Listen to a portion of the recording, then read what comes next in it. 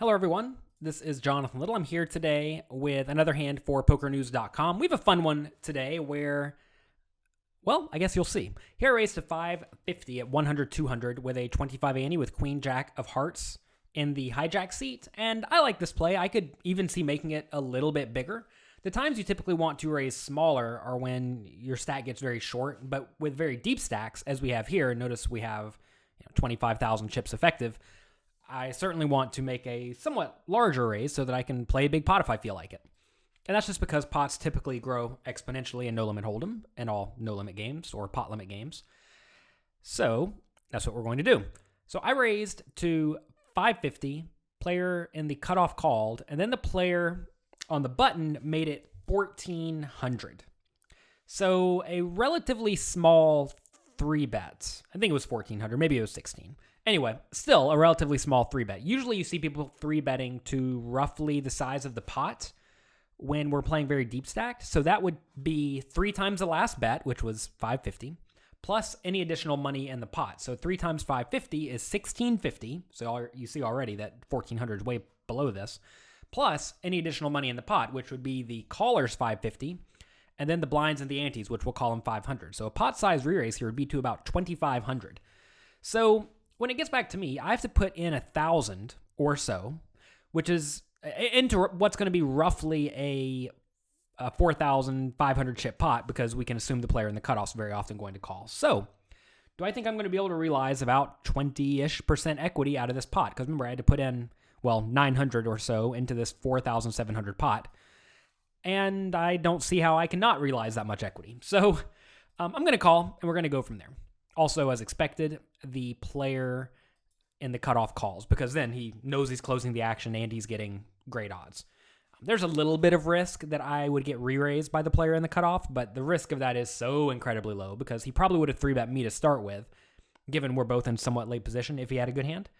And the odds of him re-raising once he gets re-raised and called is just, it's almost never going to happen. So it's almost as if we are closing the action. So you don't need to be too concerned with getting squeezed at that point.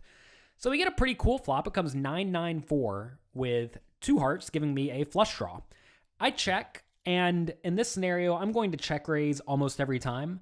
I expect the player on the button to continuation bet somewhat small most of the time on this board, or he may check behind, one of the two. If he does continuation bet, I'm definitely going to raise because I could have many more 9s than my opponent in this scenario, given most people don't 3-bet too many hands containing a 9 on the button. And I have a very good draw. So typically the times you want to be check raising are when you have a draw or a strong made hand. Notice here I have a draw. And also when you have a polarization advantage, meaning you just have more nut hands in your range than your opponent does. And here I probably have more 9s than my opponents, unless he's 3-betting a lot of hands like King 9 offsuit and Queen 9 offsuit and Jack 9 offsuit, which probably isn't the case, but it could be. So anyway, I probably have more 9s, and I have a very solid hand to check raise. I'm not too worried about the player in the cutoff. Certainly he could have a 9, and if he does, we'll find out about it most likely, because if I check raise and then the cutoff calls, we know we're probably against a 9, so we have to be careful from there. So it does check through, and once it checks through, I think the player on the button very often has either a hand like aces or kings or queens that he's playing slowly, or most likely just total garbage, but you think total garbage would even throw out a small bet. So I'm a little bit perplexed by the button's decision to check behind. Maybe he got some sort of a live read that I was planning on check raising, in which case you certainly don't want to bet with a hand like pocket jacks if you're going to get check raised, because then you're in a situation where you have a bluff catcher with a relatively strong hand. You'd much rather just check back and then call 2 bets on somewhat safe boards. So maybe he made some read. Who knows? The turn is an ace of hearts, giving me a flush. So that's good. I expect to have the best hand here almost every time, unless the player on the button checked back aces, which I don't think many people do. Although maybe he does. I wouldn't be shocked if he showed me aces. Maybe the player in the cutoff has ace 9 or pocket 4s that he checked to the preflop re-raiser, but even then we're stretching, right? So I have the best hand here a lot. So I could bet or I could check. I think either play is fine. The problem with betting is that I induce no bluffs. If I bet here and my opponents have an ace or better, they're going to call. But if I check and they have an ace or better, they're probably going to bet. So we're getting the same amount of money in against an ace or better most of the time, at least on the turn. Now, if we do check the turn and our opponent bets and we call, and then we check the river, quite often the aces will check behind. At least the weaker aces will check behind. So maybe we should just be betting the turn to get called by the ace on the turn in the river. That said, a lot of people with a hand like ace 5 of spades will just call the turn and then fold on the river because really they don't beat anything, right? So this is a tough spot. We're really trying to figure out how to get 2 streets of value from an ace, and I don't even know if it's possible given it is multi-way and it's pretty easy for all of us to have an ace. So how do we get our opponent to bluff? Well, I think betting certainly makes it hard for our opponents to bluff. So for that reason, I decided to check, and I think this is fine. If you think your opponent's going to be bluffing some portion of the time, or maybe even value betting a hand like pocket queens, I guess you can't have queens with a queen of hearts because I have it, or a hand like pocket tens with a 10 of hearts, or a hand like pocket kings, just purely for value, then I definitely like checking. And maybe he bluffs. If he's sitting here with a hand like jack of spades, 10 of hearts, he may decide to throw a bluff out there. Or especially if he has the king of hearts, he may decide to bluff. So anyway, I check.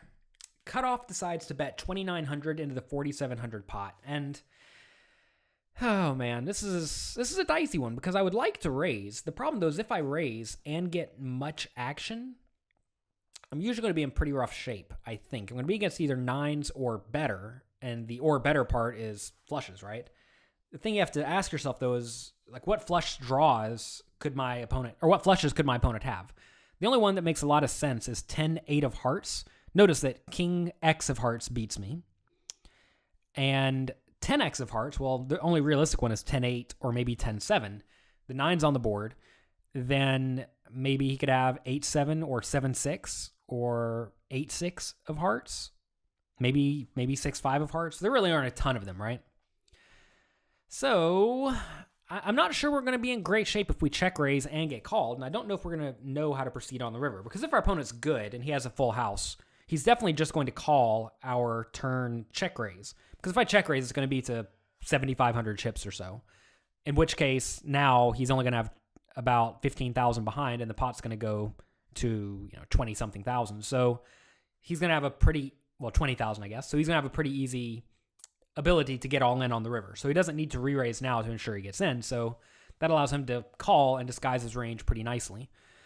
So for that reason, I think I just like calling. A very important concept in tournaments, even early in tournaments, is that you really don't want to play for all of your money. And in a spot where you have a good hand, but a non-nut hand. And here I think if a lot of money goes in, we're probably going to be beat more often than not. And even then, if I do check raise to 7,500, if our opponent does have a hand like the king of hearts, he can still just call, getting a great price. So it's not like we're even pricing him out too well. So I think we should just call and keep bluffs in, and also perhaps some overvalues. And I'm going to be checking all the rivers. Ooh, this is a really bad river. I would check every river here, hoping my opponent continues to either value bet a hand like ace, queen, or bets with his flushes. If I lead on the river, my opponent may decide to make some sort of a hero fold with an ace, which would be a disaster. If you think your opponent's always going to check back with an ace on a blank river, then sure, feel free to lead. But I think a lot of people will go for value bets, and if you lead, a lot of them will tighten up a decent amount. Also, if you lead, you make it impossible for your opponent to bluff with the king of hearts, unless he's going to jam all in, which is certainly not what you want when you're nowhere near the nuts. Anyway, though, we get one of the terrible rivers. Particularly terrible rivers are going to be an ace, a 9, or a 4. Mainly an ace or a 9, though, because that's most likely what our opponent is going to have. A 4 is bad because it still makes a 9 a full house, and you have to realize your opponent could have the 9 here, given he checked to the preflop raiser, bet the turn as he would with a 9, and here he is. He has a full house if there was a 4. So anyway, I'm going to check, and I'm actually just going to check fold here. This does allow our opponent to bluff with his king of hearts, and it's important to realize that I just could have a lot of aces. If I had an ace, I definitely would check call the turn, and here I would be on the river checking with a full house, in which case the opponent can't really bluff too easily, because if you think about my range, it shouldn't be very many flushes, And if I had the King of Hearts, well, I couldn't have the King of Hearts, so my opponent is bluffing with the King of Hearts, which is his most likely bluffing hand. So for that reason, this is not such a great spot to bluff for the opponent. So I'm going to check, and I'm just going to check fold. He checks behind, and he has an ace. It's kind of a nitty check. I think if I was in his shoes, I would have preferred a small bet. Now, he may fear that if he makes a small bet, he could get check raised, in which case he's really not loving it, but he certainly can't fold. At least I don't think he can fold. Again, this is sort of the similar spot I was in where I really didn't want to open myself up to playing for all the money with a strong but non-nut hand. And I don't really think he has to fear me having too many nines. I mean, I guess I could. I would call pre-flop. I would check the flop. On the flush card, I'd probably just go ahead and bet in reality, but maybe he thinks I check it, in which case I would check call. Then on the river, I would check the 9 to let him bluff, or to let him value bet with his aces and bluff with his garbage. So I guess I could have the 9 here, but really there aren't very many 9s available at this point. It's mainly just going to be the suited ones. And I guess all the suited ones are available because there's no spades on the board, right?